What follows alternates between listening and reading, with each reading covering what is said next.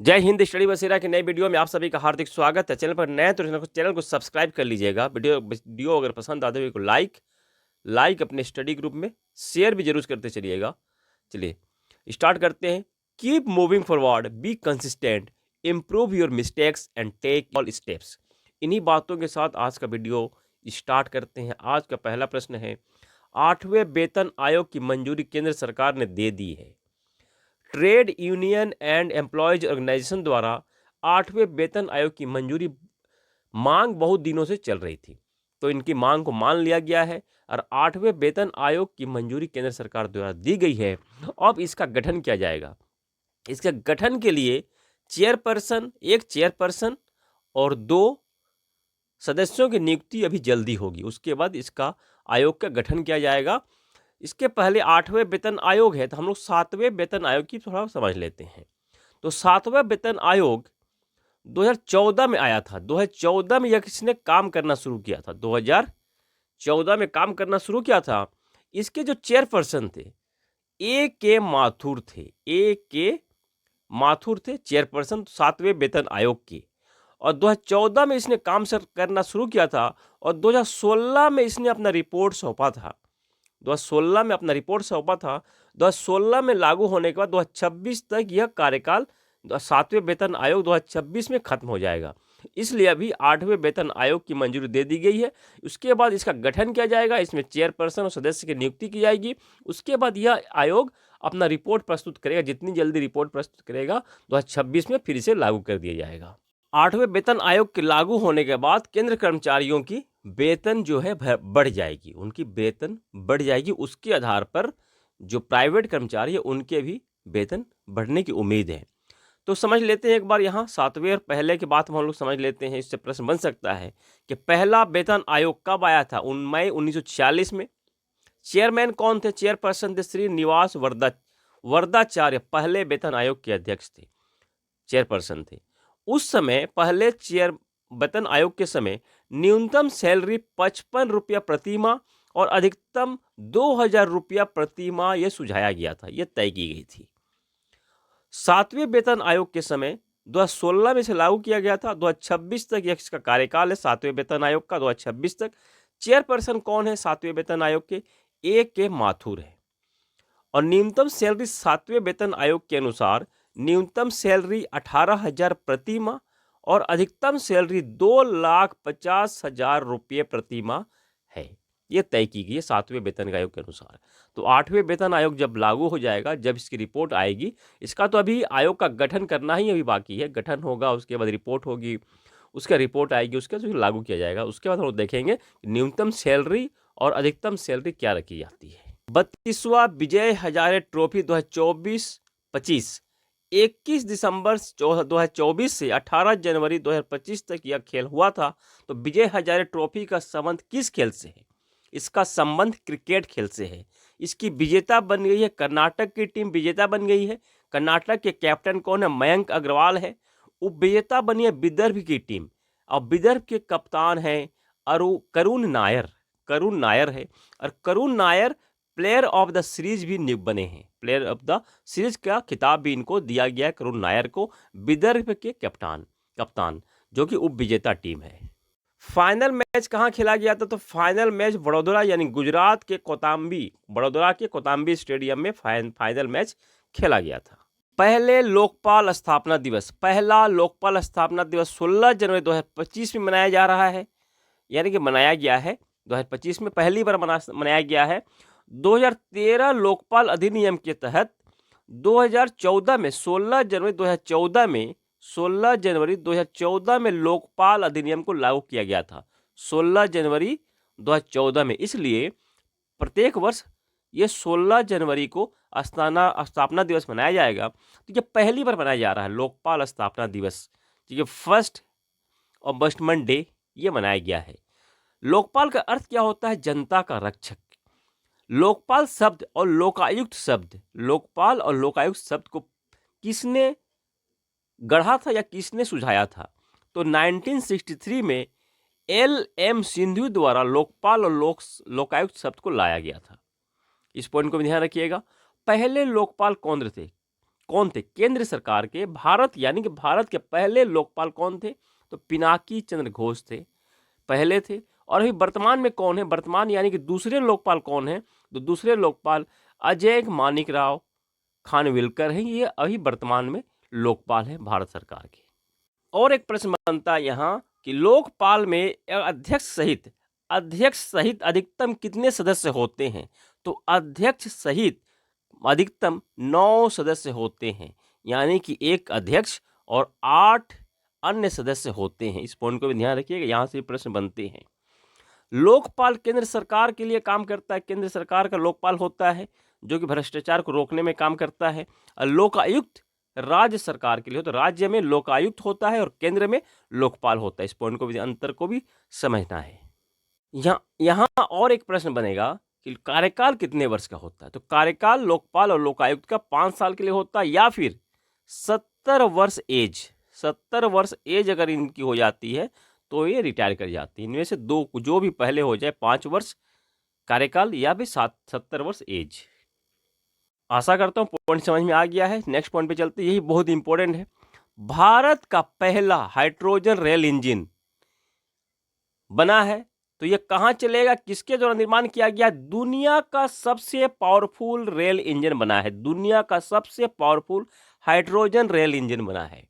1200 horse power का, 1200 HP का ये बना है, 1200 एचपी का।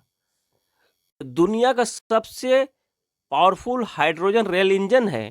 तो ये प्रश्न यहाँ से बन सकता है कि कितने हॉर्स पावर का है भारत का जो दुनिया का सबसे hydrogen rail engine, powerful hydrogen rail engine बना है, तो कितने एचपी का, कितने हॉर्स पावर का है? तो 1200 हॉर्स पावर का है। इस पॉइंट को भी ध्यान रखिएगा। इसका निर्माण इंटीग्रल कोच फैक्ट्री तमिलनाडु द्वारा निर्माण किया गया है। इसका पहला ट्रायल जो किया जाएगा, अभी हुआ नहीं है, इसका ट्रायल जो संभावना है की जा रही है कि यहाँ ट्रायल किया जाएगा जिंद और सोनीपत के बीच, रेल मार्ग के बीच, इसका हरियाणा में इसका ट्रायल किया जाएगा, पहला ट्रायल। अभी तक 4 देशों के पास हाइड्रोजन रेल इंजन है। कौन कौन से? जर्मनी, फ्रांस, स्वीडन और चीन। परंतु इनके पास 500 से 600 हॉर्स पावर के ही हाइड्रोजन रेल इंजन है। और भारत ने अपना स्वदेशी, कंप्लीट स्वदेशी है, पूरी तरह से स्वदेशी है, 1200 हॉर्स पावर का रेल इंजन बना लिया, हाइड्रोजन रेल इंजन बना लिया है। यहाँ एक प्रश्न बनता है कि हाइड्रोजन से जो इंजन चलेगी, तो बाकी जो इंजन चलती है कोयला से या पेट्रोल से, तो उससे तो धुआं निकलता है। उससे क्या निकलता है? धुआं निकलता है। तो हाइड्रोजन जो चलेगी उससे क्या निकलेगा? उससे वाटर निकलेगा। इस पॉइंट को भी ध्यान रखिएगा, क्योंकि कंबशन के लिए ऑक्सीजन की जरूरत पड़ेगी ही पड़ेगी, जलने के लिए ऑक्सीजन की जरूरत पड़ेगी ही। तो हाइड्रोजन और वाटर मिलकर क्या बनाते हैं? वाटर ही बनाते हैं। तो वाटर जो बनेगा वही वो निकलेगा। इस तरह से ग्रीन एनर्जी को ये बढ़ावा दे रहा है। हाइड्रोजन की खोज किसने की थी? तो हेनरी कैवेंडिश ने की थी, हेनरी कैवेंडिश ने की थी। ये प्रश्न इंपॉर्टेंट है कि हाइड्रोजन जो इंजन चलेगी उससे क्या अपशिष्ट निकलेगा, तो ध्यान रखिएगा इस पॉइंट को। राष्ट्रीय सड़क सुरक्षा सप्ताह 11 से 17 जनवरी को प्रत्येक वर्ष मनाया जाता है। रोड ट्रांसपोर्ट एंड हाईवे मंत्रालय द्वारा इसको मनाया जाता है। 2025 की ये थीम रखी गई है, राष्ट्रीय सड़क सुरक्षा सप्ताह की थीम बी ए रोड सेफ्टी हीरो।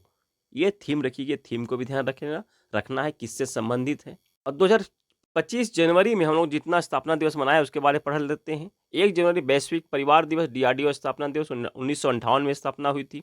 2 जनवरी को वर्ल्ड इंट्रोवर्ट दिवस।